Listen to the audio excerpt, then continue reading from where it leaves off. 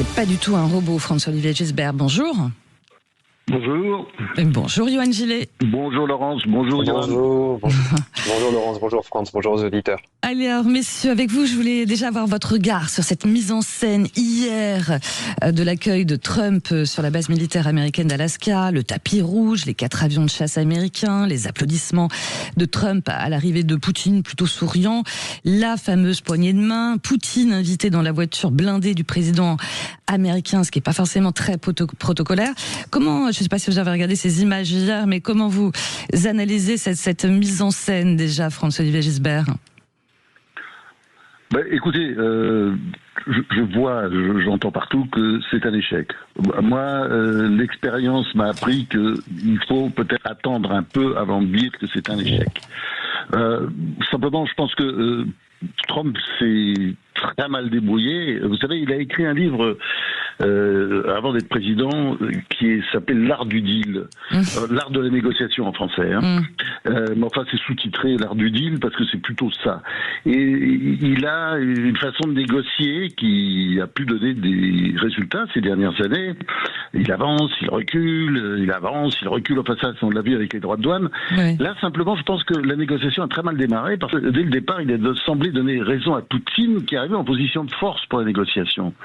C'est pas comme ça. Enfin, c'est pas. Ça me paraît avoir être une grande faute puisque on sait très bien la paix, elle vient surtout par la force, comme l'a très bien dit le général chinois du 6e siècle avant Jésus-Christ, Sun Tzu, dans l'art de la guerre. C'est quand on fait semblant de vouloir faire la guerre qu'on ne peut obtenir la paix. Et là, il est arrivé, comment dire, un peu. Enfin, c'est pas qu'il est candide, Trump. C'est évidemment qu'il n'est pas candide, mais je sais pas, un petit peu euphorique et donnant d'ailleurs vraiment raison à Poutine dès le départ. On se souvient quand même de la séance absolument abjecte dans le bureau ovale de la Maison Blanche.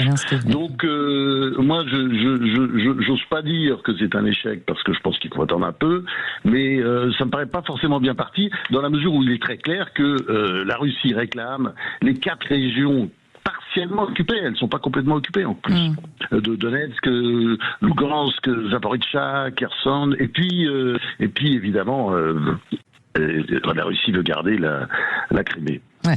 Bon, de toute façon, il n'y a pas eu d'annonce. Et le plus important peut-être, quand il dit la réponse est du côté maintenant, c'est ça. Elle est dans le camp de Zelensky, Trump. Ouais. C'est parce que quand même, en plus de prendre ces régions, Poutine veut faire de l'Ukraine une sorte d'État croupion, sans défense, sans aide occidentale, sans rien, c'est-à-dire en attendant la prochaine invasion de Poutine. Ouais. Avant de parler effectivement sur cette pression et à la fois de l'Europe et de Zelensky, votre regard, Yoann Gillet, quand même sur cette mise en scène hier, voilà, parce que tout a été bien sûr calibré, etc. Démonstration de force quand même aussi malgré tout de Trump avec ses 4 avions de chasse, mais un Poutine qui sort déjà gagnant. Donald Trump vient de nous inventer une nouvelle fable de La Fontaine. On connaissait la grenouille qui voulait se faire aussi grosse que le bœuf. Et alors là, c'est étonnant, c'est le bœuf qui veut se faire aussi gros que la grenouille. C'est-à-dire que ça n'a aucun sens, mais comme souvent avec Donald Trump, le bœuf, c'est Donald Trump. C'est quand même quelqu'un qui est à la tête d'un pays dont le PIB par habitant est 6 fois supérieur à celui de la Russie. Donc il n'a pas de gage à donner à Vladimir Poutine, il n'a pas à montrer ses muscles. On connaît les muscles des États-Unis d'Amérique. Donc c'est étonnant, on a l'impression que le gros gaillard veut essayer d'impressionner quelqu'un qui n'est pas censé normalement, j'ai envie de dire, mettre en doute et en cause la puissance américaine. Donc, par cette démonstration de force, Donald Trump, en fait, nous montre qu'il en doute. En fait, qu'est-ce qui se passe ? C'est que l'apprenti dictateur Trump a pris une petite leçon par son maître qui est venu sur place lui donner un cours à domicile. Parce qu'en fait, il est fasciné. C'est quelqu'un qui montre ses muscles parce qu'il connaît ses propres faiblesses, celles d'un type qui est admiratif de tous les régimes autoritaires, de tous les chefs d'État qui sont capables de tenir leur pays d'une main de fer.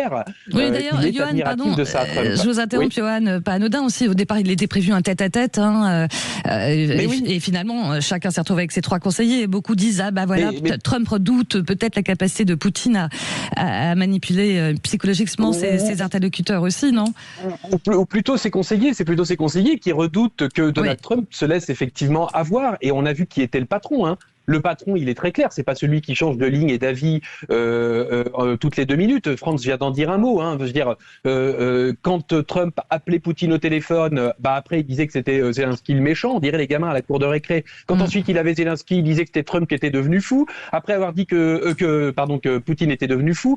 Après avoir dit que Poutine était devenu fou, il dit qu'il l'admire. Enfin, il y a quand même un problème de structure psychologique. Trump a donné un 10 sur 10 à sa rencontre. C'est ce qu'il a dit. Un 10 sur 10 à sa rencontre. Ouais. Et vous avez vu qui était le patron. C'est celui qui a tenu sur les quelques minutes de conférence de presse. Il y en a un qui a tenu 8 minutes et l'autre qui a tenu 3 minutes 30. 8 minutes pour Poutine, qui en plus s'est permis, pardonnez-moi, de menacer, évidemment avec un discours feutré, mais de menacer l'Europe en disant « J'espère que les capitales européennes ne viendront pas se mettre en travers de l'accord qu'on est en train de conclure ». Donc depuis les États-Unis d'Amérique, qui sont censés être nos alliés, notre camarade Poutine se la joue donneur de leçons au monde entier depuis les États-Unis d'Amérique qui sont censés être le rempart. On a bien compris que les États-Unis d'Amérique n'étaient plus le rempart, n'étaient peut-être même plus forcément des alliés et que peut-être un nouvel axe est en train de se décider. J'espère que la vieille Europe va vite se réveiller, très très vite. La vieille Europe va-t-elle se réveiller ou pas, Franz-Olivier Gisbert?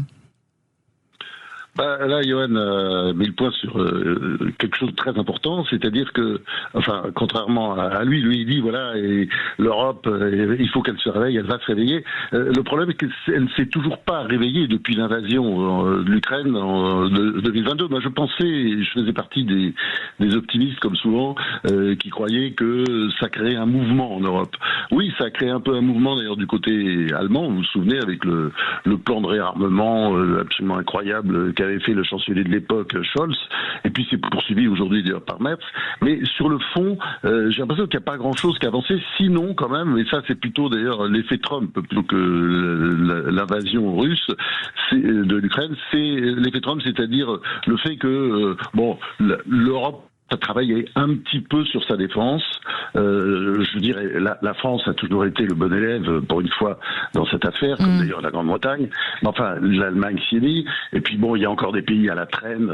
C'est d'ailleurs la honte, parce qu'il n'y a pratiquement pas de défense. Ces gens ne se reposent en fait que sur les États-Unis, c'est-à-dire sur l'OTAN. Je pense à l'Espagne ou des pays comme ça qui vont être quand même obligés à un moment donné de faire des efforts. Et si vous voulez, le problème, ce que montre cette affaire, en fait, c'est l'incroyable faiblesse de l'Europe, qui est peut-être un géant économique, mais qui est un nain politique et puis un nain militaire.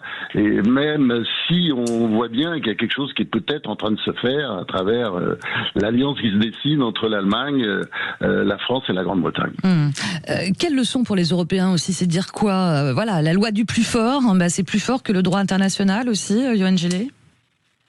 Je ne sais pas, en tout cas, ce qui doit être très déboussolant pour nos concitoyens, c'est de se dire qu'aujourd'hui, on peut avoir un mandat d'arrêt international qui court contre nous et être reçu en grande pompe aux États-Unis d'Amérique. On peut déporter des enfants et on peut être reçu en grande pompe aux États-Unis d'Amérique.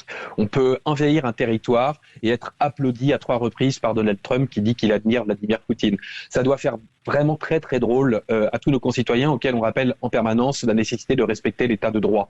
Je crois qu'effectivement on est pris en étau parce que quand on a des tyrans au pouvoir, forcément ça rebat les cartes. Au moment où on devrait se concentrer sur la manière dont on préserve notre planète, on est en train de voir comment est-ce qu'on va pouvoir rentrer dans le concours de celui qui a la plus grosse capacité nucléaire.